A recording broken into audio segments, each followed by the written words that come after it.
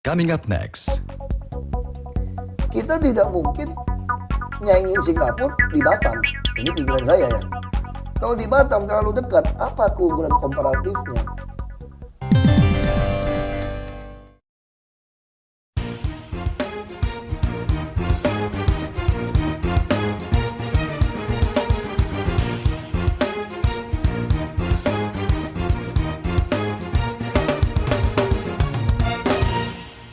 Pemirsa, selamat bertemu kembali di program Impact di QTV ini bersama saya Peter Bonta. Basuki Cahayapurnama, seorang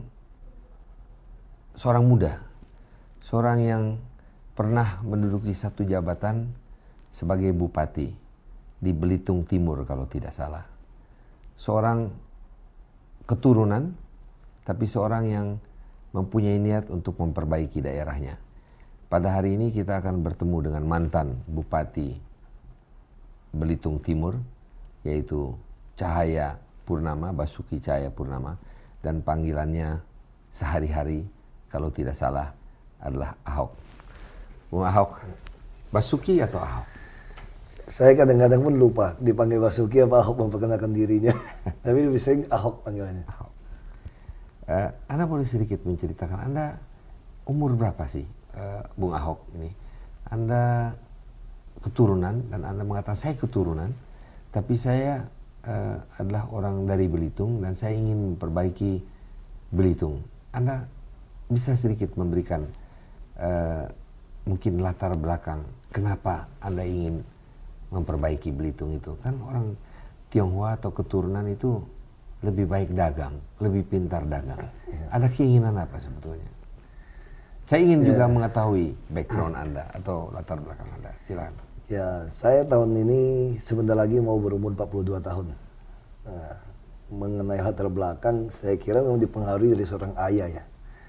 Jadi ibaratnya ada seorang pemuda yang melihat kondisi rakyat, lalu dia bermimpi harusnya ini yang menyelesaikan adalah pemerintah, bukan swasta. Tapi dia tidak berpendidikan. Nah, dia mulai berpikir bagaimana saya menyiapkan anak saya nanti. Jadi sejak kecil kami selalu dilatih, misalnya ketika kami harus melewati anak-anak sekolah, bubaran sekolah. Ayah saya kan mengatakan, coba kalian hitung yang bubaran ini satu sekolah, berapa banyak. Tiap tahun keluarnya begitu banyak. Sedangkan perusahaan kita tidak bisa setiap tahun nambah sekian banyak. Nah, ini satu persoalan. Lalu kita lihat, kita bagaimana mungkin bisa membantu orang yang berpendidikan soal kesehatan. Orang suka kadang minta uang kan. Ya saya katakan, kita cocok aja di pejabat sebetulnya. Nah, mungkin ini juga ada satu filosofi dari Tiongkok mungkin ya. Dari turunan-turunan itu. Sebetulnya cita-cita orang dari Tiongkok yang tertinggi itu sebetulnya jadi pejabat, bukan pedagang sebetulnya. Jadi kalau pengertiannya pedagang itu, saya kira kondisi mungkin ya. Tapi kalau filsafat Tiongkok kuno itu sebenarnya jadi pejabat. Tapi ayah saya tentu bukan karena filsafat itu saya kira. Karena dia mengatakan begini. Sekarang gini Hok katanya. Kita kalau relakan uang kita 1 miliar bagi kepada orang. 500.000 saja satu keluarga kita kasih. Kita hanya bisa bagi 2.000 keluarga. Dan 1 bulan selesai itu uang. Dan tidak ada dampaknya. Nah, tapi coba kalau kita gunakan uang 1 miliar itu, kita menjadi seorang bupati. Kita menguasai 300 sampai 400 miliar per tahun. Jadi berapa banyak yang bisa kita bantu pada rakyat. Dan apa yang sudah pernah kita lakukan, ini tidak akan mungkin dibatalkan lagi. Karena orang selalu mengatakan, berpikir, pemerintah nggak ada uang. Nah, itu pikiran ayah saya. Makanya dari kecil kami dikatakan, kalian saya sekolahkan ke Jakarta. Kalian itu siapa? Ya, anak-anak panggil. Berapa? Kami ada 5 saudara, tapi yang satu bungsu meninggal. Jadi saya yang paling tua. Kami dilatih agak luar biasa. Ayah saya itu selalu makan itu wajib bersama. Ayah Anda ini politisi? Saya bukan politisi, dia dulu pengurus Golkar beliau. Di Belitung? Di Belitung. Sempat dapat penghargaan dari Pak Sudarmono sebagai komisaris komisaris kecamatan apa gitu ya. Nah, tapi beliau kan tidak sekolah. Jadi saya ingat dulu kalau kampanye ke kampung-kampung pasti ngajak ayah saya. Karena ayah saya memang dekat, istilahnya bisa bicara dengan bahasa daerah dengan rakyat gitu loh. Nah dia juga orang dari kampung. Nah, jadi sering pasti diajak loh kampanye. Nah, jadi saya lihat ayah saya bilang ini suatu perjanjian kita. Kalian harus pulang. Kenapa daerah ini tidak maju? Karena semua orang yang punya uang, punya modal, setelah belajar tidak kembali kan, pasti stay di Jakarta gitu. Terus kami juga bilang, kami S1, S2 pulang ke Belitung mau ngapain? Tapi saya nggak peduli, you mesti pulang. Ini kampung mesti dibangun. Nah ini perjanjian. Dia kalau di meja makan, beliau selalu kasih pengarahan.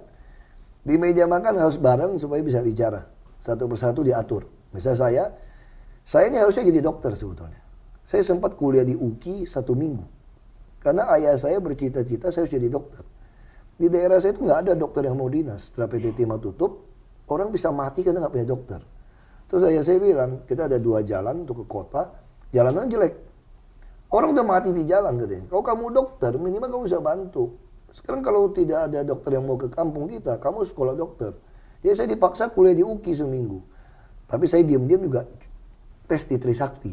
Jadi begitu ayah saya pulang, Trisakti keterima, UKI yang belum bayar, saya pindah kuliah di geologi. 6 bulan dia nggak bicara sama saya. Nah lalu adik saya yang kedua, dia lihat ayah saya harus jadi dokter katanya. Insinyur nggak guna katanya. Ini ayah saya punya versi.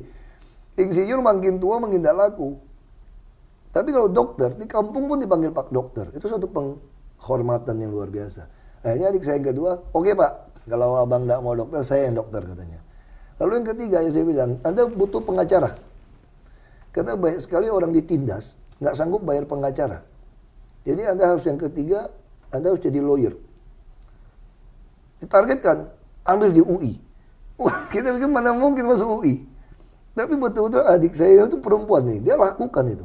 Dia bilang, Pak, kalau mesti masuk UI, saya harus dapat SMA Negeri 1 Jakarta, Budi Utomo. Karena biasa dari situ ke UI gampang katanya. Dia betul-betul tes masuk SMA Sekolah Jakarta, dia masuk UI. Sempat sampai jadi mahasiswa teladan di sana dia. Udah selesai. Kenapa? Waktu itu adik saya kan nggak gitu mau ke pengacara. Ayah saya, dia bilang gini, ini sedikit istilahnya gosok-gosok kan, dia gosok saya. Kamu bilangin, adikmu harus sekolah pengacara. Saya kenapa Pak? Kamu tahu nggak katanya? Kalau mau berburu macan itu mesti saudara sekandung. Kamu pengusaha, kamu mau teruskan jadi pengusaha. Kalau Anda nggak punya pengacara sendiri, bagaimana kalau pengacara Anda disogok dari lawan? Semua rahasia Anda sudah kasih. Tapi kalau adikmu sendiri pengacara, nggak mungkin tinggalkan kamu katanya. Maksudnya apa? Seperti kita